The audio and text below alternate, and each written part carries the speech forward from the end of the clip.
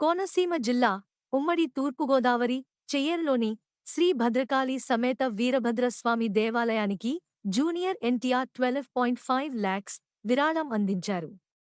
ఈ విషయాన్ని ఓ నెటిజన్ ట్విట్టర్లో పోస్ట్ చేశారు. తన పుట్టిన రోజుకు ముందు తారక్ ఈ విరాళం ఇచ్చారన్నది నిజం. తన తల్లి శాలిని, భార్య లక్ష్మి ప్రణతి, తన పిల్లలు అభయ్, భార్గవ్ పేర్లతో ఆయన ఈ డొనేషన్ చేశారు. ఆయన తన సేవా కార్యక్రమాలను బయటికి చెప్పుకునేందుకు పెద్దగా ఇష్టపడరు. విరాళం ఇచ్చినట్టు ఆలయం దగ్గర ఏర్పాటు చేసిన శిలాఫలకాన్ని కొందరు నెటిజన్లు సోషల్ మీడియాలో పోస్ట్ చేశారు. వరద బాధితులకు సాయం చేసేందుకు ఆంధ్రప్రదేశ్ ముఖ్యమంత్రి సహాయనిధికి 25 లాక్స్ గతంలో అందించారు. కరోనా సమయంలో సినీ పరిశ్రమలో రోజువారీ వర్కర్లకు సాయం చేసే కార్యక్రమానికి కూడా 25 లాక్స్ ఇచ్చారు.